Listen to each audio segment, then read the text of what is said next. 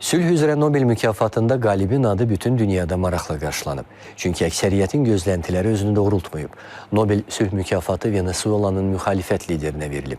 Bu da seçim ətrafında sualları artırıb.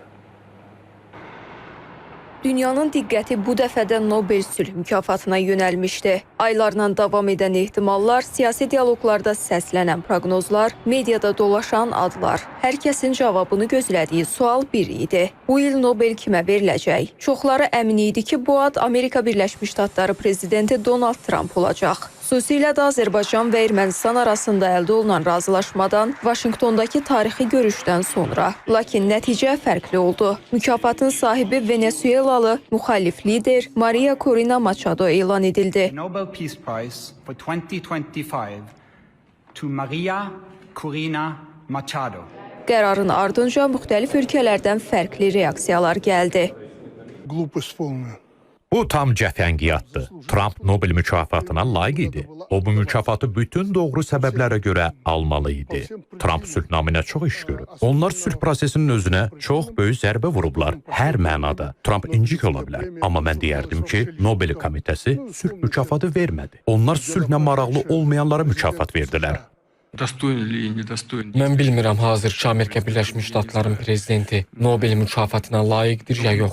Amma o həqiqətən illərlə, hətta 10 illiklərlə davam edən mürəkkəb böhranların həlli üçün çox iş görür. O şübhəsiz ki, çalışır. Bu məsələlər üzərində işləyir. Sülhə nail olmaq və mürəkkəb beynəlxalq vəziyyətləri həll etmək istiqamətində.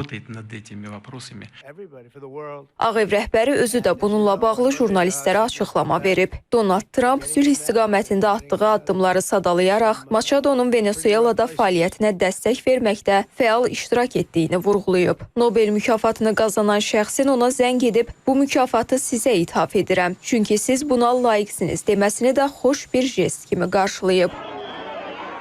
Bəs niyə Donald Trump yox, Maria Corina Machado? Onları fərqləndirən nədir? Mənim üçün açığı prezident Trumpın bu il Nobel sülh mükafatını almaması heç də təəccüblü deyil və bu çox sadə bir səbəbdən irəli gəlir. Yəni seçim meyarlarına görə o uyğun namizəd deyil. Çünki onun iddia etdiyi 8 müharibənin sona çatması və ya həll olunması onun ikinci prezidentlik müddətində 2025-ci ilin 20 yanvarından etibarən baş verib. Yəni bu il ərzində və seçim meyarları isə 2024-cü ildə görülən fəaliyyətlərə əsaslanır. Bu texniki məsələni kənara qoysaq, düşünürəm ki, Nobel komitəsi açıqlamasında Maria Corina Machado'nun seçilməsinin səbəbini açıq göstərib. O komitə tərəfindən təkcə demokratiyanın yox, həm də Venezuelada sülh yolu ilə demokratiyaya keçidin tərəfdarı kimi görülür. Analitiklər hesab edir ki, Nobel sülh mükafatının Venezuelanın müxalifət liderinə verilməsi birmənalı şəkildə siyasi xarakter daşıyır və ona dəstək üçün atılan bir addımdır. Machado nəticə etibarilə heç bir sülh prosesinə nə rəhbərlik edib, ölkəsində vətəndaş müharibəsi baş verməyib ki, vətəndaş müharibəsini dayandırıb, sülhə nail olub və buna görə ona sülh mükafatı verilib.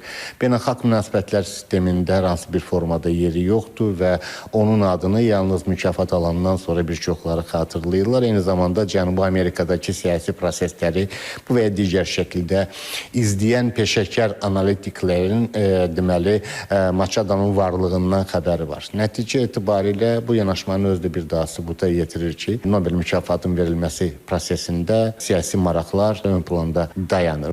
İndiyədək 28 dövlət və hökumət başçısı Nobel sülh mükafatına layiq görülüb. Şübhəsiz ki, prezident Donald Trump'ın adı gələn ildə bu siyahıya əlavə oluna biləcək əsas namizədlərdən biri kimi göstəriləcək. Ləman Bayramlı, Rövşən Bayramlı, İTV Xəbər.